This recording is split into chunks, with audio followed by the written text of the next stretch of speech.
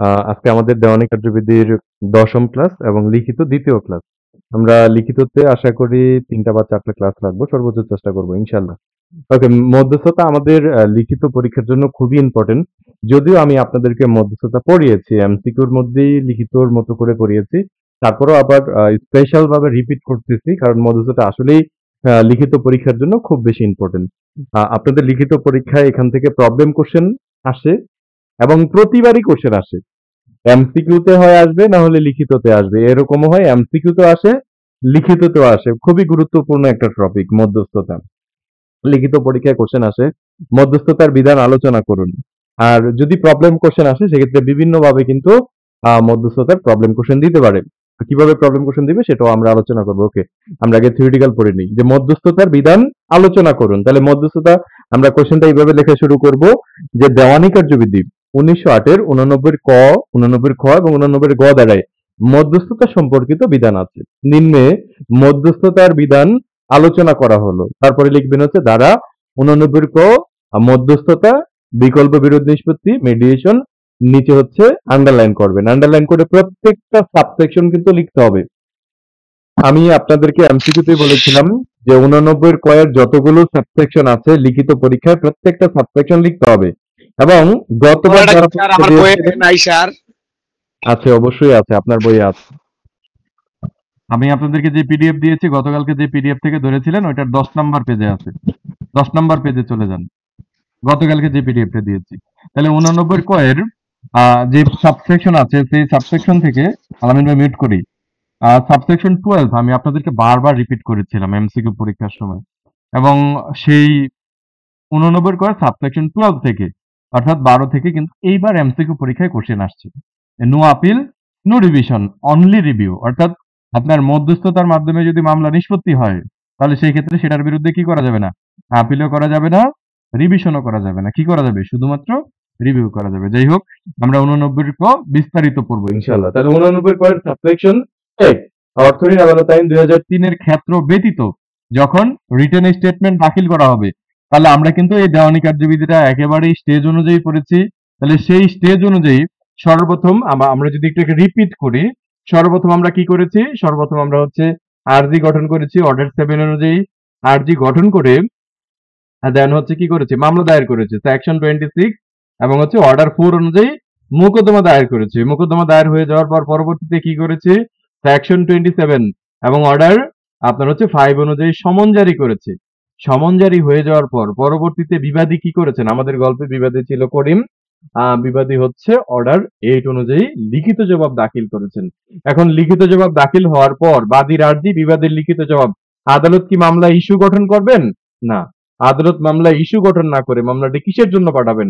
মামলাটি মধ্যস্থতার জন্য পাঠাবেন। তাহলে মধ্যস্থতা সম্পর্কিত বিধান আমাদের দেওয়ানি কার্যবিধির কোথায় আছে? দেওয়ানি কার্যবিধির ৮৯ ক ধারায় আছে। তাহলে ৮৯ ক এর সাবসেকশন ১ এ বলা আছে অর্থঋণ আদালত আইন ২০০৩ এর ক্ষেত্রে ব্যতীত লিখিত জবাব দাখিলের পর, এই যে লিখিত জবাব কোথা থেকে আসছে? লিখিত জবাব দাখিলের পর আদালত শুনানি বন্ধ রেখে বিচার্য বিষয় গঠন না করে অর্থাৎ ইস্যু গঠন না করে আদালত নিজেই আপনাদের এই মামলাটা মধ্যস্থ করতে পারেন। আদালত নিজে কি করতে পারেন? আদালত নিজে মধ্যস্থতা করতে পারেন অথবা পক্ষগণ দ্বারা নিযুক্ত আইনজীবীর নিকট কি করতে পারেন? আইনজীবীর নিকট। তাহলে আপনারা সবাই ছিলেন বাদী পক্ষের লয়ার, মিস্টার রহিম সাহেবের লয়ার। আমি হলাম বিবাদী পক্ষের লয়ার অর্থাৎ মিস্টার করিম সাহেবের লয়ার। তা আমাদের নিকট কি করতে পারেন? আমাদের নিকট পাঠাইতে পারেন। অথবা জেলা জজ কর্তৃক যে প্যানেল তৈরি করা আছে সেই প্যানেলের নিকট কি করতে পারেন? সেই প্যানেলের নিকট আপনার হচ্ছে পাঠাইতে পারেন। এখন আদালত নিজেও মধ্যস্থতা করতে পারেন, প্যানেলের নিকটও পাঠাইতে পারেন বা আমাদের নিকট পাঠাইতে পারেন। আমাদের নিকট যদি পাঠায় অর্থাৎ আপনারা হলেন বাদীর পক্ষের লয়ার, রহিম সাহেবের লয়ার, আমি হলাম বিবাদী পক্ষের লয়ার, করিম সাহেবের লয়ার। তাহলে আমরা দুই পক্ষ আইনজীবীরা বসে কি সেটা মধ্যস্থতা করতে পারবো? আমরা দুই পক্ষ বসে কিন্তু মধ্যস্থতা করতে পারবো না। আমাদেরকে কি করা লাগবে? আমাদেরকে তৃতীয় একজন স্বতন্ত্র ব্যক্তি, যার কোনো আপনার হচ্ছে বাদী পক্ষও না বিবাদী পক্ষও না, এরকম একজন তৃতীয় ব্যক্তিকে, স্বতন্ত্র ব্যক্তিকে কি করতে হবে? আপনার মধ্যস্থতাকারী হিসেবে নিয়োগ দিতে হবে। তাহলে তৃতীয় ব্যক্তি আমাদের এই মামলা কি করবেন? মধ্যস্থতা করবেন। তাহলে ৮৯ ক এর সাবসেকশন ২ এ বলা আছে আইনজীবীর নিকট যদি প্রেরণ করেন আইনজীবীগণ নিজ নিজ মক্কেলের সাথে পরামর্শ করে। তাহলে আপনারা বাদী পক্ষের লয়ার, আপনারা বাদী পক্ষের মিস্টার রহিম সাহেবের সাথে পরামর্শ করেছেন, আর আমি হলাম বিবাদী পক্ষের লয়ার, আমি হলো আমার মক্কেল করিম সাহেবের সাথে পরামর্শ করেছি। পরামর্শ করে তৃতীয় একজন উকিলকে, তৃতীয় একজন অ্যাডভোকেটকে, যিনি এরকম মধ্যস্থতার বিষয়ে দক্ষ, অথবা অবসরপ্রাপ্ত জজকে, তাহলে অবসরপ্রাপ্ত জেলা জজ যিনি আছেন তাকে, বা উপধারা 10 মতে জেলা জজ কর্তৃক যে প্যানেল, সেই প্যানেল নিকট কি করতে পারেন, মধ্যস্থতা করার জন্য পাঠাতে পারেন। মধ্যস্থতাকারী হিসেবে প্যানেল থেকে কাউকে মধ্যস্থতাকারী হিসেবে নিয়োগ দিতে পারেন। এখন আমাদের এই মামলায়, রহিম করিমের মামলায়, এই মামলায় যেই ব্যক্তি থার্ড পার্টি মধ্যস্থতাকারী হিসেবে নিয়োগ হবেন, তিনি একজন উকিল হতে পারেন, তিনি একজন অবসরপ্রাপ্ত জজ হতে পারেন, যেই হন না কেন, বা প্যানেল থেকে একজনকে মধ্যস্থতাকারী হিসেবে নিয়োগ দিলেন। এখন মধ্যস্থতাকারী যিনি হবেন তিনি কি মাগনা করে দিবেন, ফ্রি করে দিবেন মধ্যস্থতা? না। 89 কয়ের সাবসেকশন 3 বলা আছে ফি নির্ধারণ করবে পক্ষগণ। তাহলে পক্ষগণকে রহিম এবং করিম, তৃতীয় ব্যক্তি যিনি আপনাদের এই মামলায় মধ্যস্থতা করে দিবে, তার কি করবেন, তার ফিস নির্ধারণ করবেন। কিভাবে? পারস্পরিক আলোচনার মাধ্যমে।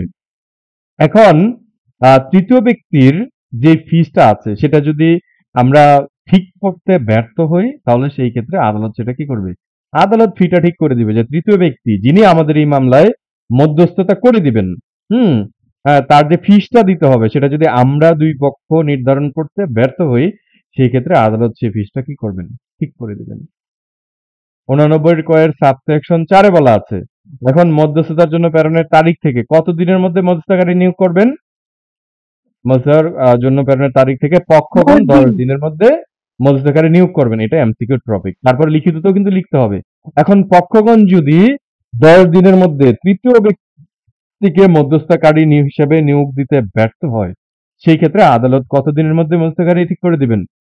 আদালত পরবর্তী 7 দিনের মধ্যে কিন্তু মধ্যস্থতাকারী কি করবেন, ঠিক করে দিবেন।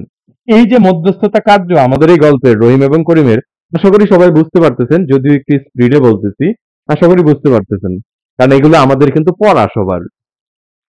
এখন এই যে মধ্যস্থতা কার্য, এই মধ্যস্থতা কার্য অর্থাৎ রহিমের যে মামলাটা আছে এবং করিমের যে বিবাদী হিসাবে যে মামলাটা আছে, এই মামলাটা কতদিনের মধ্যে মধ্যস্থতা কার্য শেষ করতে হবে?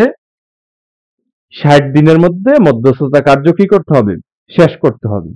এখন 60 দিনের মধ্যে যদি মধ্যস্থতা কার্য শেষ না হয়, সেই ক্ষেত্রে আদালত কি করতে পারেন, আদালত আরো 30 দিন বৃদ্ধি করতে পারেন, অর্থাৎ সর্বমোট 90 দিনের মধ্যে কি করতে হবে, সর্বমোট 90 দিনের মধ্যে মধ্যস্থতা কার্য শেষ করতে হবে। একেবারেই ট্রু সেন্সে 89 কয়ের সাবসেকশন 5। তাহলে আপনারা বাদী পক্ষের লয়ার, আমি হলাম বিবাদী পক্ষের লয়ার, তৃতীয় একজন ব্যক্তিকে মধ্যস্থতাকারী হিসাবে নিয়োগ দেওয়া হলো। তাহলে এই যে আমরা বসলাম, বসে হচ্ছে বিভিন্ন বিষয়ে আলাপ আলোচনা করলাম, মধ্যস্থতা করার জন্য চেষ্টা করা হলো। এখন এই যে মধ্যস্থতা হলো, কি কি শর্তে মধ্যস্থতা হলো, হ্যাঁ, সেই শর্ত অনুযায়ী আদালত কি করবেন, যেই শর্তে আমরা মধ্যস্থতা করলাম সেই অনুযায়ী আদালত কি করবেন, রায় এবং ডিক্রি অনুমোদন করবে। আর আপনার আমরা কি কি শর্তে মধ্যস্থতা করলাম, এটা অবশ্যই কি থাকবে, যদি মধ্যস্থতা না হয় সেটা অবশ্যই কি থাকবে, অবশ্যই গোপন থাকবে, এই মধ্যস্থতা কার্য গোপন থাকবে। এখন আমরা যেই শর্তে উভয় পক্ষ ঐক্যমত পোষণ করলাম, অর্থাৎ সমঝোতা করলাম, সেই শর্ত অনুযায়ী আদালত পরবর্তী 7 দিনের মধ্যে 23 আদেশের 3 বিধি অনুযায়ী কি করবেন, রায় এবং ডিক্রি অনুমোদন করবেন। তাহলে 89 কয়ের ক অনুযায়ী মধ্যস্থতার মাধ্যমে আদালত যদি কোনো রায় এবং ডিক্রি দেয়, সেই ডিক্রিটাকে কি ডিক্রি বলা হয়, সেই ডিক্রিটাকে বলা হয় সোলে ডিক্রি। কি ডিক্রি বলে?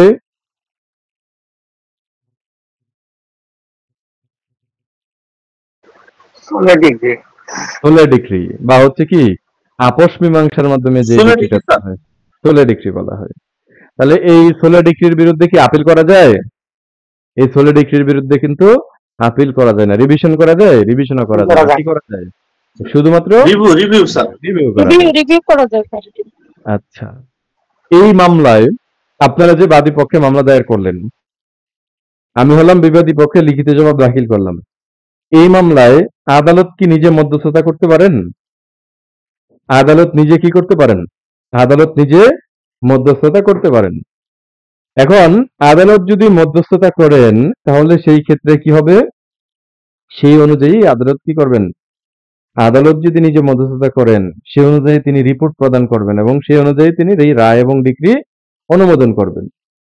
আর যদি মধ্যস্থতা না হয় 89 কোড সাবসেকশন 7 বলা আছে মধ্যস্থতা হলো না, তাহলে সেই ক্ষেত্রে কি হবে? সেই ক্ষেত্রে মামলা যে অবস্থায় ছিল সেই অবস্থান থেকেই কি হবে? সেই অবস্থান থেকেই অগ্রসর হবে। 89 কোড সাবসেকশন 8 বলা আছে আদালত যদি নিজে মধ্যস্থতা করে সেই ক্ষেত্রেও কি থাকবে?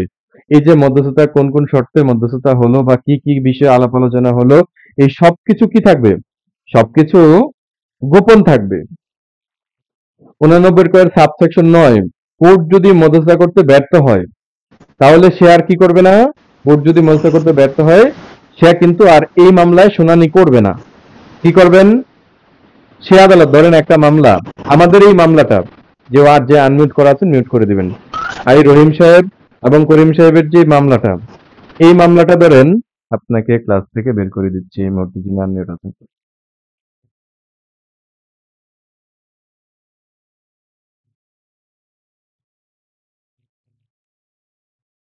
কথা বলার হলে হ্যান্ড রেজ করে কথা বলবেন, হ্যাঁ?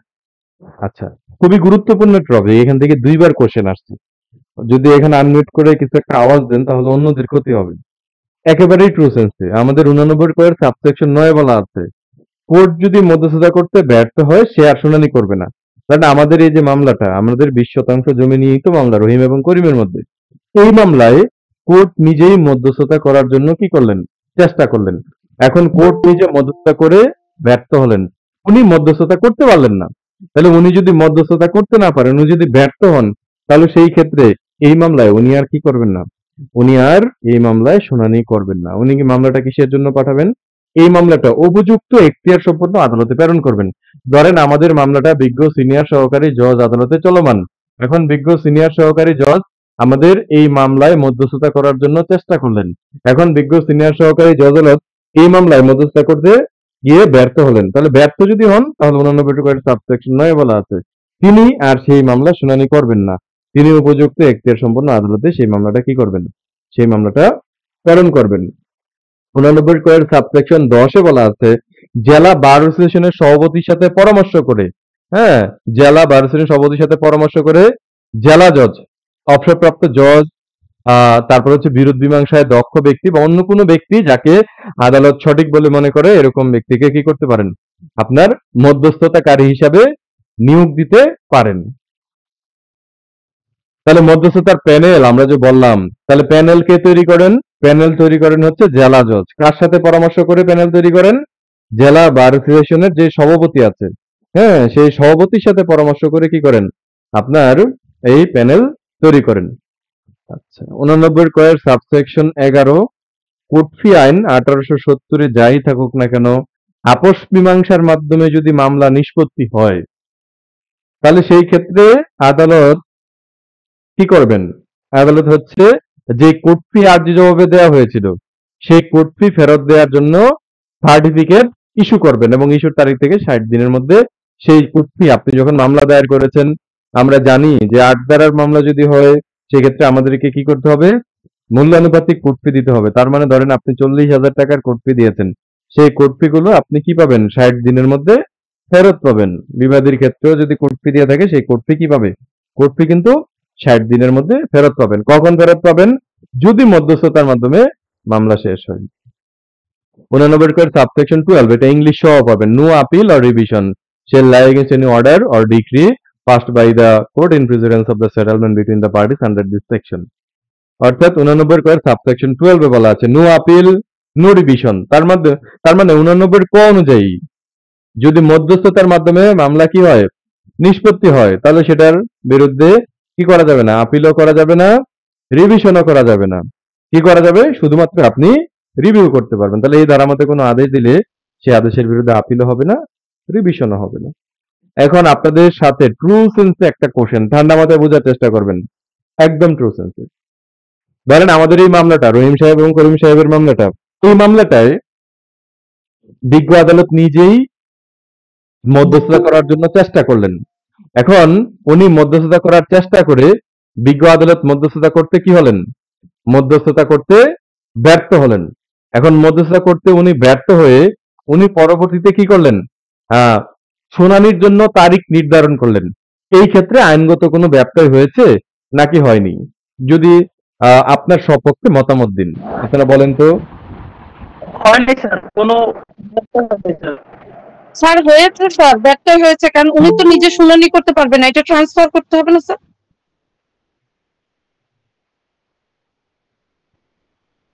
স্যার উপযুক্ত এখতিয়ার সম্পন্ন আদালতে এটা স্যার প্রেরণ করবেন। এখানে স্যার ব্যর্থ হয়েছে স্যার। Thank you. এটা কি হয়েছে? এটা অবশ্যই ব্যর্থ হয়েছে। কারণ ব্যর্থ হয়েছে কেন বলেন তো? ব্যর্থ হয়েছে এই কারণে, আমাদের এই যে দেখেন সাবসেকশন কততে বলা আছে? 9 বলা আছে। 89 কয়ের সাবসেকশন 9 বলা আছে। যদি কোর্ট মধ্যস্থতা করতে ব্যর্থ হন তাহলে সে আর কি করবেন না। সাবসেকশন 9 দেখেন যে কোর্ট যদি মধ্যস্থতা করতে ব্যর্থ হন তাহলে সে আর শুনানি করবেন না। তিনি কি করবেন? উপযুক্ত এখতিয়ার সম্পন্ন আদালতে প্রেরণ করবেন। তাহলে এই ক্ষেত্রে আমাদের এই গল্পে রহিম সাহেব এবং করিম সাহেবের যে মামলাটা আছে, এই মামলাটায় আদালত নিজেই মধ্যস্থতা করার জন্য চেষ্টা করলেন। এখন আদালত নিজে মধ্যস্থতা করার চেষ্টা করে তিনি ব্যর্থ হলেন। ব্যর্থ হলে সেই ক্ষেত্রে উনি যে ব্যর্থ হলেন, তিনি আমাদের এখানে গল্পে কি করলেন? আমাদের উদাহরণে উনি সেক্ষেত্রে শুনানির জন্য তারিখ নির্ধারণ করলেন। তাহলে ব্যর্থ হয়ে উনি শুনানির তারিখ নির্ধারণ করলেন। এই ক্ষেত্রে আইনগত ব্যত্যয় হয়েছে নাকি হয়নি? তাহলে অবশ্যই আইনগত ব্যত্যয় হয়েছে। কেন? কারণ আমাদের অন্য প্রকার সাবসেকশন 9 বলা আছে কোর্ট যদি ব্যর্থ হয় সে আর শুনানির তারিখ নির্ধারণ করবেন না, উপযুক্ত এখতিয়ার সম্পন্ন আদালতে কি করবেন? মামলাটি শুনানির জন্য প্রেরণ করবেন। আশা করি ক্লিয়ার হয়েছে। 2022 সালের লিখিত পরীক্ষায় এই কোশ্চেনটা আসছিল আমাদের সময় আর কি, আমরা যখন লিখিত পরীক্ষা দিই। কতটুক ডিপলি কোশ্চেন হয় 89 ক থেকে। আমি আবারও সবাইকে বলতেছি, দয়া করে আপনারা যেহেতু এমসিকিউ দিবেন, লিখিতও দিবেন, আপনারা 89 ক প্রত্যেকটা সাবসেকশন ভালো করে পড়বেন। আচ্ছা, 89 খতে হলো মামলা চলাকালীন যে কোনো সময় মামলা আপনি জি বলেন, যে হ্যান্ড রেজ করেছেন, কোশ্চেন করেন। স্যার আমি এটা বলতে চাচ্ছিলাম যে এইরকম প্রবলেমেটিক যদি কোনো প্রশ্ন আসে সেক্ষেত্রে ব্যত্যয়ের বিষয়টা আমি স্টার্টিংটা লিখিত পরীক্ষার স্টার্টিংটা আমি কি ওই যে 89 এর ক সেকশন 9 দিয়ে স্টার্ট করব নাকি উপরের কিছু অংশ লিখে তারপর এটা দিয়ে শুরু? আমি বলি শুনেন, প্রথমে হচ্ছে আপনি সর্ব উপরে লিখবেন হচ্ছে ঘটনার সংক্ষিপ্ত বিবরণ। প্রবলেম কোশ্চেনের ক্ষেত্রে ঘটনার সংক্ষিপ্ত বিবরণ লেখার পরে হচ্ছে লিখবেন বিচার্য বিষয়। বিচার্য বিষয় লেখার পরে লিখবেন হচ্ছে আইনগত ফলাফল। হ্যাঁ, আইনগত ব্যাখ্যা বা আইনগত ফলাফল। আইনগত ফলাফল লেখার পর সর্বশেষ লিখবেন সিদ্ধান্ত। তাহলে সর্বশেষ সিদ্ধান্ত কি হবে? 89 কয়ের সাবসেকশন 9 অনুযায়ী এখানে কি হয়েছে? ব্যত্যয় হয়েছে, ব্যত্যয় ঘটেছে, সিদ্ধান্তের মধ্যে চলে আসবে সর্বশেষ পয়েন্টে। জি।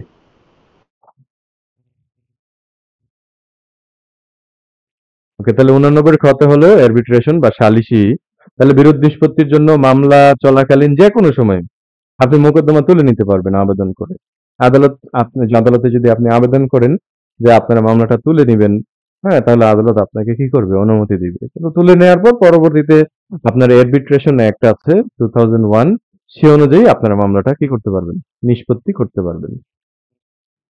89 গতে এমসিকিউ পরীক্ষায় আসে যে মেডিয়েশন ইন আপিল। আপনারা এটা লিখিত সাথেও লিখবেন, মেডিয়েশন বললেও ক খ গ সবগুলোই লিখবেন। মেডিয়েশন ইন আপিল আমরা সবাই 89 ক পড়ি, শেষ করি, গ পড়ি না। আপিলেও কিন্তু মধ্যস্থতা করা যায়। আপিল আদালতও কি করতে পারেন? মামলা ধরেন রায় হয়েছে লয়ার কোর্ট থেকে, নিম্ন আদালত থেকে রায় হয়ে ডিক্রি হয়ে গেছে, সেই রায়ের বিরুদ্ধে আপিল করা হয়েছে। আপিলি স্টেজেও যখন মামলা চলে যাবে সেই ক্ষেত্রেও আপনার আদালত কি বলতে পারেন? আদালত মধ্যস্থতা করার জন্য বলতে পারেন। আপনি যদি মধ্যস্থতা করতে চান তাহলে মধ্যস্থতা করতে পারবেন। তাহলে আপিলে মধ্যস্থতা সম্পর্কিত বিধান কোথায় আছে? 89 গতে আছে। আপিল আদালত আপিলের ক্ষেত্রেও কি করতে পারেন? মধ্যস্থতা করতে পারেন। তাহলে আপিলে যদি মধ্যস্থতা করা হয় সেক্ষেত্রে কোন বিধান ফলো করা হবে? আপিলের ক্ষেত্রে হচ্ছে 89 কয়ের যে বিধান, সেই বিধানটাই কি করা হবে? সেই বিধানটাই আপনার হচ্ছে ফলো করা হবে। এবং 2022 সাল থেকে এই মধ্যস্থতার বিধানটি কি করা হয়েছে? 2022 সাল থেকে এই মধ্যস্থতার বিধানটি বাধ্যতামূলক করা হয়েছে। এই মধ্যস্থতা করা আদালতের জন্য কি? আদালতের জন্য হচ্ছে ফেলবি। কি হবে? ফেলবি হবে।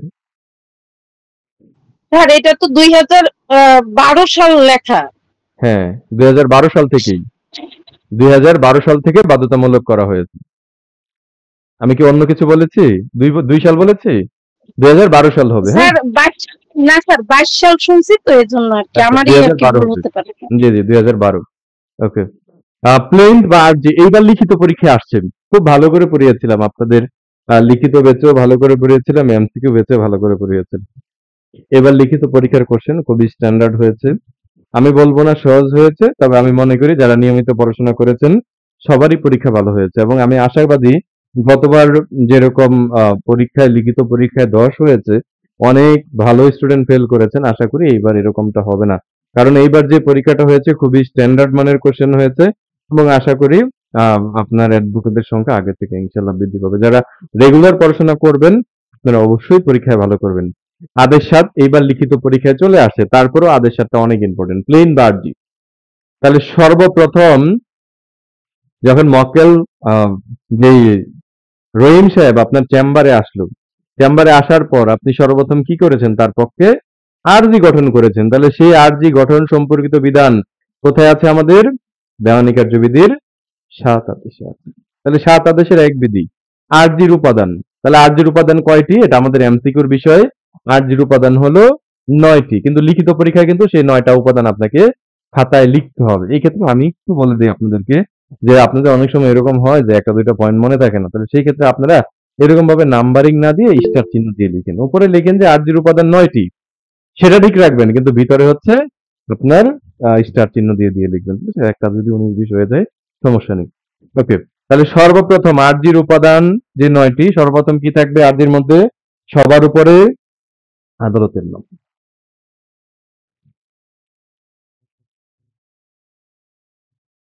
স্যার একটা কথা ছিল, ওই যে যে প্রশ্নগুলো আলোচনা করতেছি এটা হচ্ছে ওই হেডিংটা আমাদেরকে মানে ধরে লেখা দিলে মনে হয় বেটার। মানে কোশ্চেন গুলো দিলে কোশ্চেনের হেডিংটা হলে আমাদের জন্য সুবিধা হইতো। কোশ্চেন গুলো আমার এই পিডিএফ এ আছে। আপনাদেরকে যে পিডিএফ দিয়েছি এই সবগুলো কোশ্চেন আছে যেগুলো পড়াচ্ছি। স্যার জি, এই পিডিএফটা ভালো করে দেখবেন, এখানে অনেক কোশ্চেন দেয়া আছে। এই 89 কয়েরও কোশ্চেন দেয়া আছে, আরজি কোশ্চেনও দেয়া আছে, হ্যাঁ? হোমওয়ার্ক আকারে দেয়া আছে। হোমওয়ার্ক দেখবেন যে হোমওয়ার্ক একটা বিষয় আছে আপনাদের এই পিডিএফ এর মধ্যে। সেই হোমওয়ার্ক গুলো আপনারা বাসায় করবেন।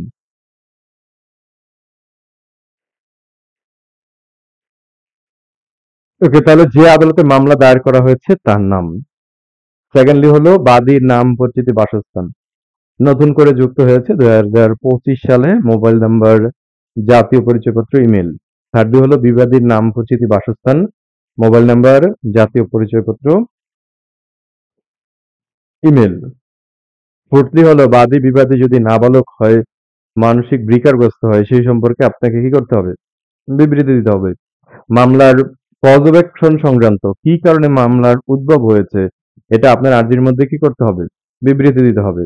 এবং যে আদালতে আপনি মামলাটা দায়ের করছেন সে আদালতের এই মামলার বিচার করার কি আছে? বিচার করার এখতিয়ার আছে, এই মর্মে আপনাকে প্রতীয়মান তথ্য দিতে হবে। সাথে হলো বাদীর দাবিকৃত প্রতিকার। কি কি দাবি করতেছেন সেই দাবিকৃত প্রতিকার আপনাকে কি করতে হবে? আর্জির মধ্যে উল্লেখ করতে হবে। সেট অফ সম্পর্কিত যদি কোনো বিষয় থাকে, কোনো দাবি করে থাকেন বা বর্জনীয় কোনো কিছু থাকে, সেট অফের বিষয়টা আপনার আর্জির মধ্যে উল্লেখ করতে হবে। আর 9 বলা আছে যে আদালতের এখতিয়ার এবং কোর্ট ফি নির্ধারণে মামলার বিষয়বস্তু মূল্যবান। মূল্যবান যেটাকে আমরা তায়েদাত বলি, সেই তায়েদাত আপনাকে আর্জির মধ্যে কি করতে হবে? উল্লেখ করতে হবে। এই 9টা হলো আর্জির উপাদান। 7 আদেশের 2 বিধি। অর্থের মামলা। তাহলে আপনি যখন অর্থ পুনরুদ্ধারের মামলা করবেন, তাহলে অর্থর মামলা বা হচ্ছে মানি মামলা বা মানি সুট মামলা যখন করবেন, মানি সুট মামলার ক্ষেত্রে আপনাকে অর্থের পরিমাণ কি করতে হবে? যথাযথভাবে সুনির্দিষ্টভাবে কি করতে হবে? আর্জিতে উল্লেখ করতে হবে। তাহলে বাদী যখন অর্থ পুনরুদ্ধারের মামলা দায়ের করেন তখন আর্জিতে সেই অর্থের পরিমাণ কি করতে হবে? যথাযথভাবে অর্থাৎ নির্দিষ্টভাবে উল্লেখ করতে হবে। ধরেন 20 লাখ টাকার মামলা, সেই 20 লক্ষ টাকা সুনির্দিষ্টভাবে আপনাকে আর্জির মধ্যে উল্লেখ করতে হবে। আচ্ছা, তারপরে যখন সম্ভাব্য পাওনা বাবদ উদ্ধারের মামলা হয়, সম্ভাব্য পাওনা টাকা যে আপনি কত টাকা পাবেন সেটা সুনির্দিষ্ট না, তাহলে এই ক্ষেত্রে একটা আনুমানিক পরিমাণ, এখানে আনুষঙ্গিক পরিমাণ আছে, এটা আনুমানিক পরিমাণ হবে, হ্যাঁ? আনুষঙ্গিকটা কেটে আনুমানিক দিয়ে দিবেন। আনুমানিক পরিমাণটা নির্দিষ্টভাবে উল্লেখ করতে হবে। আপনারা লিখিত যে পিডিএফ দিয়েছে এটাকেও প্রিন্ট আউট করবেন না। এটা কাজ চলতেছে, 1 মাস সময় লাগবে, তারপরে হচ্ছে 4টা সাবজেক্ট একবারে দিব, দেন প্রিন্ট আউট করবেন। তাহলে যখন সম্ভাব্য পাওনা টাকা উদ্ধারের মামলা হবে তখন আপনাকে কি করতে হবে? আনুমানিক পরিমাণ নির্দিষ্টভাবে উল্লেখ করতে হবে। 7 আদেশের 3 বিধি। তাহলে আমাদের মামলাটা কি অর্থের মামলা ছিল নাকি স্থাবর সম্পত্তি পুনরুদ্ধার মামলা ছিল বলেন তো? আমাদের মামলাটা কি বিষয় ছিল? স্থাবর সম্পত্তি পুনরুদ্ধার। স্থাবর সম্পত্তি। তাহলে স্থাবর সম্পত্তি পুনরুদ্ধার সংক্রান্ত মামলা ছিল। তাহলে মামলার বিষয়বস্তু যদি স্থাবর সম্পত্তি হয় তাহলে সেই ক্ষেত্রে ওই সম্পত্তি শনাক্তকরণের জন্য কি করতে হবে? যথাযথ বর্ণনা দিতে হবে। অর্থাৎ মামলার বিষয়বস্তু স্থাবর সম্পত্তি, তাহলে আমাদের মামলার বিষয়বস্তু কি ছিল? 20% জমি। তাহলে ওই স্থাবর সম্পত্তি পুনরুদ্ধারের জন্য আমাকে কি করতে হবে? যথাযথ বর্ণনা দিতে হবে। তাহলে যথাযথ বর্ণনা বলতে আমরা এক কথায় বলি তফসিল দিতে হবে। তফসিল মানে হলো কি? উত্তর, দক্ষিণ, পূর্ব, পশ্চিম এবং হচ্ছে দাগ নাম্বার, সীমানা, প্রাচীর যদি কোনো কিছু থাকে সেগুলো আপনার আর্জি শেষে উল্লেখ করতে হবে। তাহলে স্থাবর সম্পত্তি সম্পর্কিত যদি কোনো মামলা হয় তাহলে সেখানে আপনি তফসিল দিবেন এবং সৌহদ্দি দিবেন। সৌহদ্দি মানে হলো কি? উত্তর, দক্ষিণ, পূর্ব, পশ্চিম, অর্থাৎ ওই স্থাবর সম্পত্তি শনাক্ত করার বর্ণনা। তাহলে ওই স্থাবর সম্পত্তির উত্তরে কি আছে? রাস্তা আছে। দক্ষিণে কি আছে? রহিমের সম্পত্তি আছে। উত্তরে কি আছে? এটা আছে। পশ্চিমে কি আছে? এটা আছে। তাহলে এই রকম আপনাকে কি করতে হবে? বর্ণনা দিতে হবে। এবং আপনি যাদের বিরুদ্ধে 5 বিধি, 7 আদেশের 5 বিধি, এটা পুরোপুরি পড়তেছি কেন? কারণ এই 7 আদেশ ভালো করে পড়লে আপনারা মুসাবিদার ক্ষেত্রে অবশ্যই বেনিফিট পাবেন। আমরা যখন মুসাবিদা পড়বো, সুনির্দিষ্ট প্রতিকার আইনের যে ড্রাফটিং গুলো আছে, যে সেই ড্রাফটিং গুলো পড়বো, তখন আপনারা বারবার এই 7 আদেশের কথাটা মাথায় রাখবেন, দেখবেন যে একেবারেই পানির মতো সহজ লাগতেছে। 5 বিধিতে বলা আছে বিবাদীর স্বার্থ দায়িত্ব দেখাতে হবে এবং আর্জিতে সেগুলো উল্লেখ করতে হবে। তাহলে মামলার বিষয়বস্তুতে কার স্বার্থ আছে? যাদের বিরুদ্ধে আপনি মামলা করতেছেন, বিবাদীর কি আছে? বিবাদীর স্বার্থ আছে। সেই স্বার্থটা আপনাকে আর্জির মধ্যে কি করতে হবে?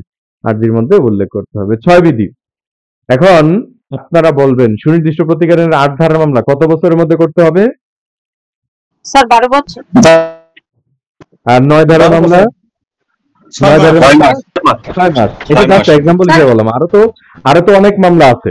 এখন এই যে আপনি তামাদি যেই সময় আছে সেই সময় সীমার মধ্যেই মামলা দায়ের করেছেন, এই মর্মে আর্জিতে কি করতে হবে?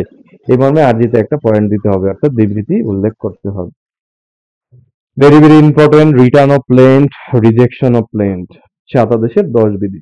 আর্জি ফেরত এমসিকিউ পরীক্ষার জন্য ইম্পর্টেন্ট। আর্জি ফেরত সম্পর্কিত বিধান দেওয়ানি কার্যবিধির কোথায় আছে? রিটার্ন অফ প্লেন সম্পর্কিত বিধান দেওয়ানি কার্যবিধির কোথায় আছে? আছে হচ্ছে 7 আদেশের 10 বিধিতে। তাহলে আর্জি 7-10 স্যার। রিটার্ন অফ প্লেন, তাহলে রিটার্ন অফ প্লেন কখন হবে? ল্যাক অফ জুরিসডিকশন হলে। তাহলে এখতিয়ার যদি না থাকে, এখতিয়ার না থাকলে মামলা যে কোনো স্টেজে আদালত কি করতে পারেন? উপযুক্ত আদালতে মামলা দায়ের করার জন্য আর্জি ফেরত দিতে পারেন। এবং আর্জি যখন ফেরত দিবে সেই ক্ষেত্রে আর্জি আপনি কখন জমা দিলেন, জমা দানের তারিখ, ফেরত দানের তারিখ, এইগুলো আপনাকে আর্জির মধ্যে কি করতে হবে? আপনি যখন আর্জি জমা দিবেন দেন ফেরত দিয়ে দিবে জজ সাহেব, আদালত ফেরত দিবে। আদালত ফেরত দেওয়ার সময় আপনি কত তারিখে আর্জি আদালতে জমা দিয়েছিলেন এবং আদালত আর্জি আপনাকে কত তারিখে ফেরত দিচ্ছে, এবং কি কারণে ফেরত দিচ্ছে, কারণটা কি, এবং আপনার নাম এবং হচ্ছে ফেরত দানের কারণ সম্পর্কে একটা বিবৃতি কিন্তু আদালত আপনাকে প্রদান করবেন। আর্জি যদি ফেরত দেওয়া হয় সেটার বিরুদ্ধে প্রতিকার কি? আর্জি ফেরত দেওয়া হলে প্রতিকার হলো কি করা যাবে? উপযুক্ত আদালতে মামলা দায়ের করা যাবে। তার মানে আর্জি ফেরত দিয়ে দিয়েছে আপনাকে, বলতেছে আদালত যে 20 লাখ টাকার মুকদ্দমার মূল্যমানের মামলা কোন আদালতে করতে হবে? 20 লক্ষ টাকারটা সিনিয়র সহকারী জজ আদালতে। এখন আপনি ভুল করে সহকারী জজ আদালতে দায়ের করেছেন, তাহলে সহকারী জজ আদালত সেই মামলাটা আপনাকে কি করছে? আপনাকে ফেরত দিছে। যদি ফেরত দেয় সেক্ষেত্রে আপনি সিনিয়র সহকারী জজ আদালত অর্থাৎ উপযুক্ত আদালতে সেই মামলাটা কিন্তু দায়ের করতে পারবেন। তারপরে বলা আছে আপিল করা যাবে। তাহলে আর্জি যদি ফেরত দেয় আপিল করা যাবে কোন শর্তে বা কোন ক্ষমতা বলে আপনি আপিল করতে পারবেন? কে বলবেন? আর্জি ফেরত দিলে, আর্জি ফেরত হলো একটা আদেশ, সে আদেশের বিরুদ্ধে আপনি আপিল করতে পারবেন। কোথায় বলা আছে? হ্যাঁ 45 আদেশের 1 বিধি। ভেরি গুড, 43 আদেশের 1 বিধিতে বলা আছে। Thank you very much. এবং সেটার বিরুদ্ধে কি করা যাবে? রিভিশনও দায়ের করতে পারবেন। 7 আদেশের 11 বিধি ভেরি ভেরি ইম্পর্টেন্ট, এমসিকিউর জন্য ইম্পর্টেন্ট, রিটেনের জন্য ইম্পর্টেন্ট। আরজি খারিজ, আরজি নাচক, রিজেকশন অফ ক্লেম। কয়টি কারণে আদালত আরজি খারিজ করেন? 4টি কারণে আদালত আরজি খারিজ করেন। প্রথমে হচ্ছে কজ অফ অ্যাকশন উল্লেখ না করলে। কজ অফ অ্যাকশন মানে কি? কজ অফ অ্যাকশন হলো কি কারণে আপনি মোকদ্দমা দায়ের করেছেন। তাহলে আপনার আরজির উপাদান কয়টি? আরজির উপাদান হলো 9টি। তাহলে আমাদের 9টি উপাদানের মধ্যে একটা উপাদান কিন্তু ছিল যে কারণ উল্লেখ করতে হবে। তাহলে কি কারণে আপনি মামলা দায়ের করেছেন সেই কারণে যদি উল্লেখ না করেন তাহলে আদালতে আপনার আরজি কি হয়ে যাবে? আপনার আরজি খারিজ হয়ে যাবে বা নাকচ হয়ে যাবে বা রিজেকশন হয়ে যাবে বা প্রত্যাখ্যান হবে। এবং মামলার মূল্যমান অনুযায়ী আপনি যদি কম মূল্যের দাম সরবরাহ করেন, অর্থাৎ মামলার মূল্যমান যদি আপনি কম দেন তাহলে সেই ক্ষেত্রে আদালত আপনাকে মূল্যমান ঠিক করার জন্য সময় দিবে। সেই সময়ের মধ্যে যদি আপনি মূল্যমান সংশোধন করতে ব্যর্থ হন, এখন আপনি মামলার মূল্যমান ঠিকঠাকই দিয়েছেন কিন্তু সেই অনুযায়ী আপনি 3 নম্বর পয়েন্টে সেই অনুযায়ী আপনি কোর্ট ফি দেননি, অর্থাৎ কম মূল্যের স্টাম্প সরবরাহ করেছেন, তাহলে সেই ক্ষেত্রেও কি হবে? সেই ক্ষেত্রেও আরজি খারিজ বা নাকচ হবে।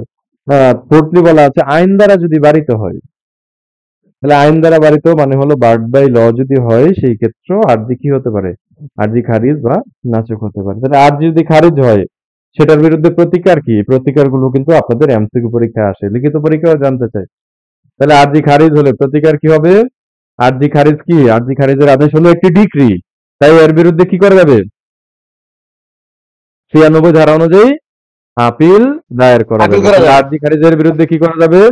প্রথম প্রতিকার হলো আপিল। তারপরে কি করা যাবে? নতুন আরজি কিন্তু দাখিল করা যাবে, নতুন করে আপনি মামলা দায়ের করতে পারবেন। এবং একটা বিষয় আমি আপনাদেরকে বলেছিলাম সর্বপ্রথম ক্লাসে, আপনাদের সিপিসি 1 ক্লাসে 7 আদেশের 14 বিধিতে, যে বাদী যেই সকল দলিলের উপর ভিত্তি করে মামলা করেন, যেই সকল দলিলের উপর ভিত্তি করে বাদী মামলা করেন,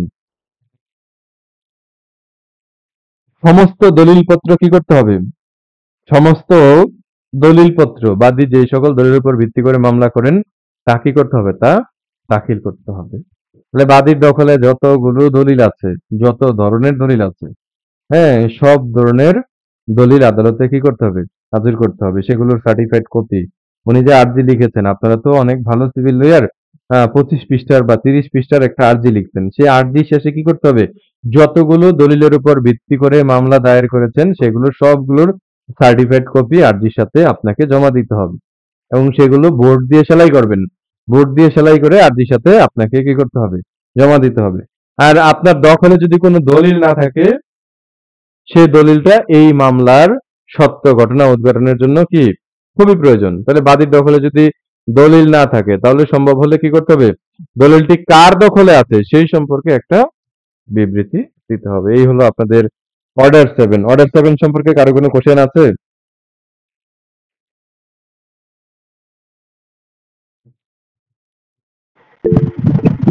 জি বলেন।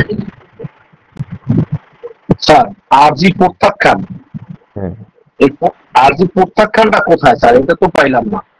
এখানে 7 আদেশের 11 বিধিতে একই কথা।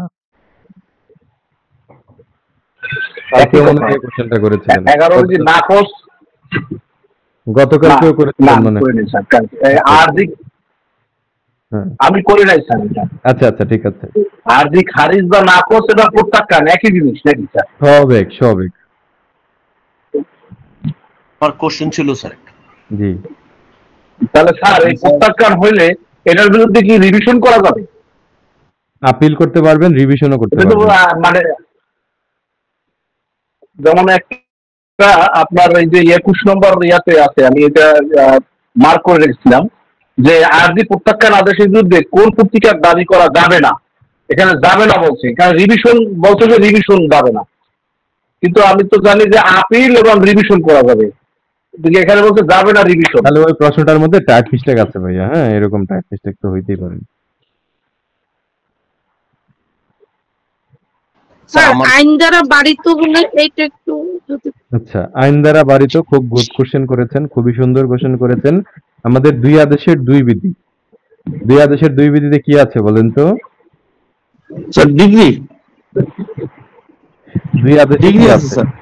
না, একদম ট্রুথ যে সবাই মিউট করে রাখি, ওনার প্রশ্নের উত্তরটা দিই। খুবই ভালো কোশ্চেন করেছেন। আইন দ্বারা বাড়িত মানে কি? মিউট করে দেয় সবাই। স্যার যা চাইবেন মিউট তো তা হচ্ছে না, স্যার। দাবি সম্পূর্ণ করতে হবে স্যার, দাবির সম্পূর্ণ অংশটি দাবি করতে হবে। আচ্ছা, একটু মিউট করেই আমি বলে দিচ্ছি আপনাদেরকে। হ্যাঁ, আইন দ্বারা বাড়িত মানে কি? জি, মুজাহিদ ভাই মিউট করে দিই, সবাই মিউট করে দিই, তানভীর ভাই মিউট করে দিই। তানভীর ভাই রেগুলার ক্লাস করেন আমাদের, আপনি তো মনে হয় আমাদের নরসিংদীতে আছেন, আমাদের ক্লাসে স্বাগতম, আপনাকে দেখি রেগুলার। ধন্যবাদ, এটা ধরে রাখবেন। জি স্যার। ওকে, আইন দ্বারা বাড়িত মানে কি? হ্যাঁ, একেবারে ট্রু সেন্সে বলে আমাদের দুই আদেশের দুই বিধিতে আছে। সবাই মিউট করে দেই, সবাই মিউট করি। জি, আমাদের দুই আদেশের দুই বিধিতে আছে যে সমগ্র দাবি করতে হবে, আপনার যা যা দাবি আছে। আর যে এমন ভাবে গঠন করতে হবে, মামলা এমন ভাবে গঠন করতে হবে যাতে বিরোধভুক্ত বিষয়টি সম্পর্কে চূড়ান্তভাবে সিদ্ধান্ত গ্রহণ করা যায়, ওই বিষয় নিয়ে ভবিষ্যতে কোনো মামলা মোকদ্দমার আর প্রয়োজন না হয়। তার মানে আপনার যা যা দাবি আছে সমগ্র দাবি করতে হবে। আপনি যদি কিছু দাবি করেন আর কিছু দাবি না করেন, তাহলে সেই ক্ষেত্রে যেই দাবিগুলো আপনি পূর্বের মামলায় করেননি, পরবর্তীতে সেই দাবিগুলো নিয়ে আপনি আর মামলা দায়ের করতে পারবেন না। তাহলে এটাই বলা আছে দুই আদেশের দুই বিধিতে। যেমন আপনি হলেন ঢাকা শহরের বাড়িওয়ালা, আপনার ঢাকায় 5 তলা একটা বাড়ি আছে, সেই বাড়িতে আমি ভাড়া থাকি। এখন 2020, 2021, 2022 সালের ভাড়া মানে হচ্ছে বাকি পড়লো 20, 21, 22। এখন পরবর্তীতে আপনি শুধুমাত্র আমার বিরুদ্ধে 2020 সালের ভাড়া আদায়ের মামলা দায়ের করলেন এবং সেই মামলায় আপনি রায় ডিক্রি পেয়ে আপনি 20 সালের ভাড়া আমার কাছ থেকে নিয়ে নিলেন। পরবর্তীতে আপনি 2021 এবং 2022 সালের ভাড়া আদায়ের জন্য মামলা দায়ের করলেন। এই মামলাটা কি হবে? দুই আদেশের দুই বিধির কারণে খারিজ হয়ে যাবে। কারণ আমাদের দুই আদেশের দুই বিধিতে বলা আছে কি, আপনার বিধি দ্বারা নিষেধ করতেছে। দুই আদেশের দুই বিধিতে বলা আছে আপনার যা যা দাবি আছে সব দাবি করতে হবে। আপনি কিছু দাবি করতেছেন আর কিছু দাবি করেননি, তাহলে যেই দাবিগুলো করেননি সেই দাবিগুলো নিয়ে পরবর্তীতে মামলা দায়ের করতে পারবেন না, যদি করেন খারিজ। তার মানে 2021 সালের ভাড়া, 22 সালের ভাড়া, এটা তো আপনি প্রথমে যখন মামলা করেন তখনই করতে পারতেন, যেহেতু করেননি এই কারণে আপনাকে আইন দ্বারা নিষেধ করতেছে, না ভাই এখানে মামলা চলবে না, যদি করেন খারিজ। আরেকটা বলা আছে আমাদের এই নয় আদেশে, বার্ড বাইলো, এটা আমরা এখনই পড়বো। Okay, order 9, appearance of parties and consequence of non appearance, very very important লিখিত পরীক্ষার জন্য। পক্ষদ্বয়ের উপস্থিতি এবং অনুপস্থিতির ফলাফল। তাহলে মামলা শুনানির দিন, বিবাদী হাজির, বাদী গড় হাজির। তাহলে মামলা শুনানির দিন যদি বিবাদী হাজির কিন্তু বাদী যদি গড় হাজির হয়, তাহলে সেই ক্ষেত্রে মামলাটা কি হবে? মামলাটা কিন্তু খারিজ হয়ে যাবে। কি হবে? নয় আদেশের 8 বিধিতে বলা আছে মামলা শুনানির দিন বিবাদী হাজির হয়েছে, কিন্তু যেই ব্যক্তি মামলা করেছে, অর্থাৎ আপনাদের মক্কেল মিস্টার রহিম মামলা করেছে, কিন্তু মিস্টার রহিম কি অনুপস্থিত। তাহলে মিস্টার রহিম যদি অনুপস্থিত থাকে, আমরা যদি হিস্টোরির স্টুডেন্টও হই এটা আমরা বুঝবো, বাদী মামলা দায়ের করে বাদী যদি অনুপস্থিত থাকে তাহলে বাদীর মামলাটা কি হবে? বাদীর মামলাটা খারিজ হয়ে যাবে, তাই না? তাহলে আমাদের নয় আদেশের 8 বিধি অনুযায়ী কি হবে? মামলা শুনানির দিন বিবাদী হাজির কিন্তু বাদী অনুপস্থিত, তাহলে বাদীর মামলা কি হবে? বাদীর মামলা খারিজ হবে। আর নয় আদেশের 9 বিধিতে বলা আছে যে বাদীর ত্রুটির কারণে যদি তার বিরুদ্ধে ডিক্রি হয় তাহলে সেই ক্ষেত্রে নতুন মামলা চলবে না। তাহলে এখানে আপনাকে কি দ্বারা নিষেধ করতেছে? বিধি দ্বারা নিষেধ করতেছে যে মামলা চলবে না ভাই। তার মানে নয় আদেশের 8 বিধির কারণে যদি বাদীর মামলা খারিজ হয়, সে আর নতুন করে মামলা দায়ের করতে পারবেন না। তাহলে এটাকে আপনাকে কি দ্বারা নিষেধ করতেছে? আইন দ্বারা নিষেধ করতেছে, আর এটাকেই বলা হয় বার্ড বাই ল। আশা করি ক্লিয়ার হয়েছেন, একেবারেই পানির মতো। Okay, appearance of parties and consequence of non appearance, পক্ষদ্বয়ের উপস্থিতি এবং অনুপস্থিতির ফলাফল। এখান থেকে লিখিত পরীক্ষায় কোশ্চেন হয়। কোশ্চেনটা আপনাদের এই আরেকটাই দেওয়া আছে, আপনাদের এই পিডিএফই দেওয়া আছে কোশ্চেনটা। হ্যাঁ, আপনারা হোমওয়ার্ক অপশনে যাবেন, হোমওয়ার্কের যে ইয়াগুলো আছে ওইখানে একটু খেয়াল করবেন, ওইখানে দেখবেন যে সুন্দর করে দেয়া আছে অর্ডার 9 থেকে যে কোশ্চেনটা আপনাদের লিখিত পরীক্ষায় আসে। হ্যাঁ, হোমওয়ার্কে দেয়া আছে। এই যে মোকদ্দমা শুনানির দিন, আপনাদের পেজ নাম্বার হলো 25 এই পিডিএফ এর। মোকদ্দমা শুনানির দিন বাদী অনুপস্থিত থাকলে বাদীর মামলা খারিজ, বিবাদী অনুপস্থিত থাকলে বিবাদীর বিরুদ্ধে একতরফা ডিক্রি হলে বাদী বিবাদীর কি কি প্রতিকার বিদ্যমান আছে আলোচনা করুন। এটা আপনাদের লিখিত পরীক্ষার কোশ্চেন। ওকে, আমরা চলে যাই অর্ডার 9-এ।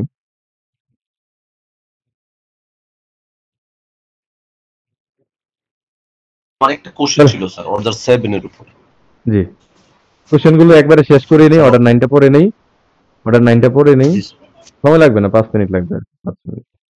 ওকে, অর্ডার 9 পক্ষদ্বয়ের উপস্থিতি এবং অনুপস্থিতির ফলাফল। ন্যায়াধীশের এক বিধিতে বলা আছে যে বিবাদীর হাজিরা জবাবদানের জন্য বিবাদীকে কি করতে হবে, যে তারিখ দেওয়া থাকবে সে তারিখে উপস্থিত হতে হবে। এখন বিবাদী সরাসরি উপস্থিত হতে পারে অথবা বিবাদী উকিল সাহেবের মাধ্যমে কি হতে পারে, উপস্থিত হতে পারে, অর্থাৎ হাজিরা দিতে পারে। ন্যায়াধীশের 2 বিধিতে বলা আছে আমাদের বিবাদী বরাবর কি করতে হবে, সমন জারি করতে হবে। এখন বাদী যদি খরচ প্রদান না করে, সমন জারির জন্য যদি খরচ না দেয়, তাহলে সেই ক্ষেত্রে কি হবে, বাদী খরচ প্রদান না করার কারণে সমন জারি না হয়ে থাকলে মামলা কিন্তু খারিজ হয়ে যাবে।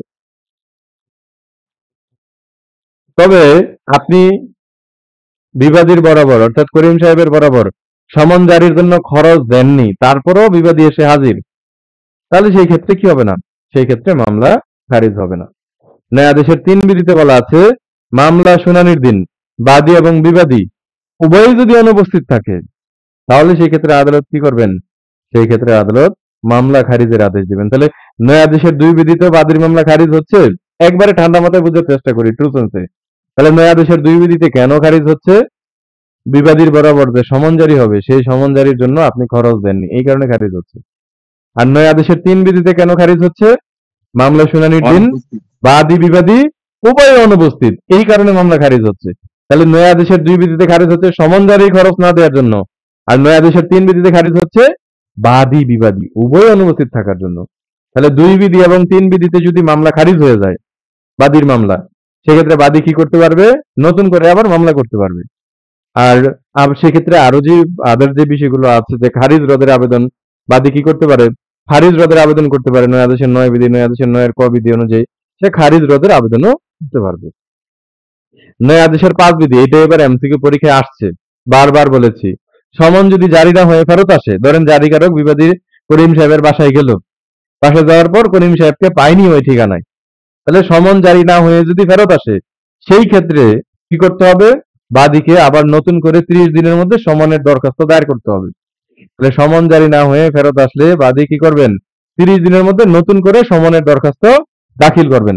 কারণ বাদী যদি 30 দিনের মধ্যে নতুন করে সমনের দরখাস্ত দাখিল করতে ব্যর্থ হন, তাহলে সেই ক্ষেত্রে কি হবে, বাদীর মামলা খারিজ হবে।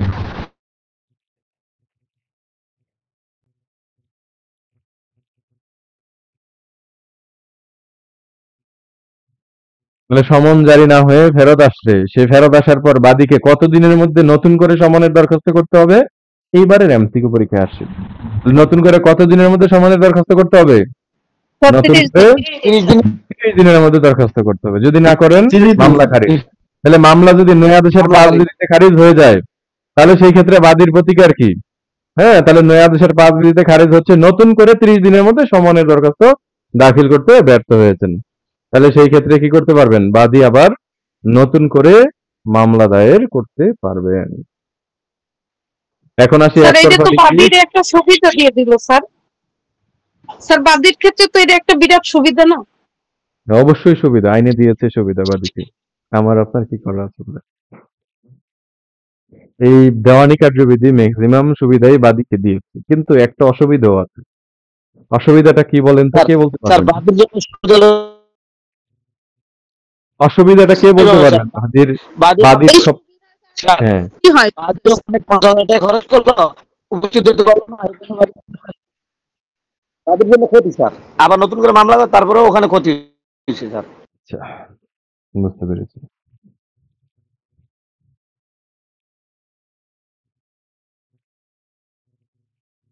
এখন বলেন অসুবিধাটা কি? যে লেন্দি হচ্ছে, মানে অনেক দীর্ঘ সময় ধরে মামলা চলতে থাকে। না, সকল খরচ বাদীকে বহন করতে হয় স্যার।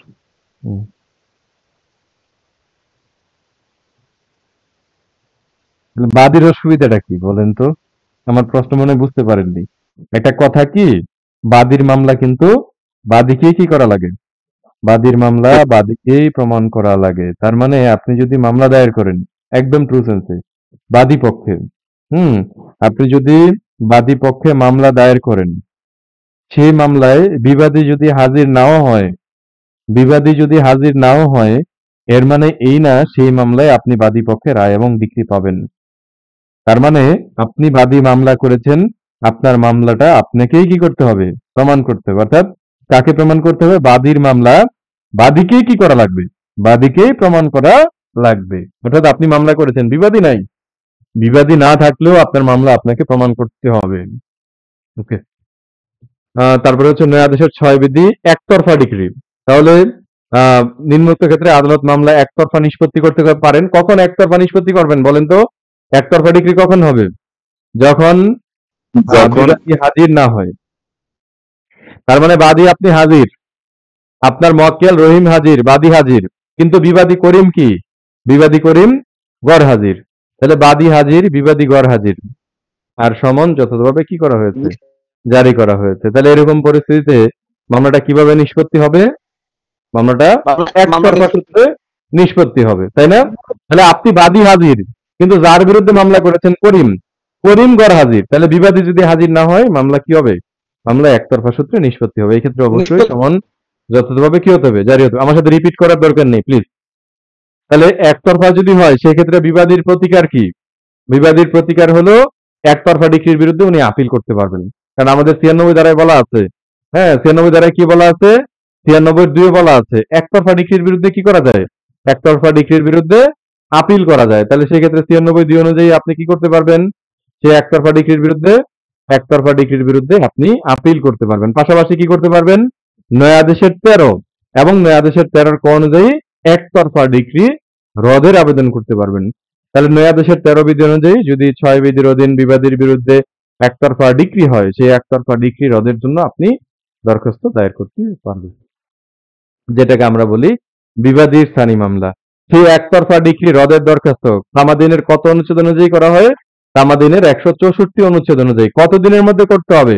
হ্যাঁ, একতরফা ডিক্রি রদের দরখাস্ত 164 অনুচ্ছেদ অনুযায়ী 30 দিনের মধ্যে করতে হবে। তামাদিনের 164 অনুচ্ছেদ অনুযায়ী ন্যায়াদেশের 13 বিধি অনুযায়ী একতরফা ডিক্রি রদের দরখাস্ত 30 দিনের মধ্যে করতে হবে।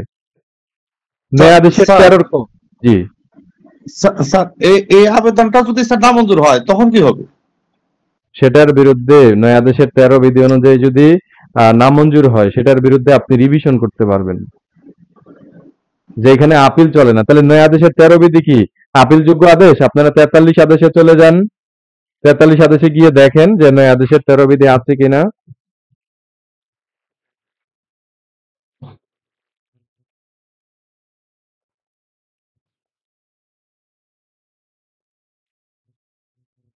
জি, তাহলে 43 আদেশে দেখেন আছে। হ্যাঁ, 43 আদেশের 1 বিধির 4 নম্বর পয়েন্টে আছে। তাহলে নয়া আদেশের 13 বিধি অনুসারে কোনো একতরফা ডিক্রি রদের আবেদন প্রত্যাখ্যান করিয়া কোনো আদেশ দিলে সেটার বিরুদ্ধে আপনি আপিলও করতে পারবেন। তার মানে এটা কি ধরনের আদেশ? এটা হলো আপিলযোগ্য আদেশ। খুব গুড কোশ্চেন করেছেন।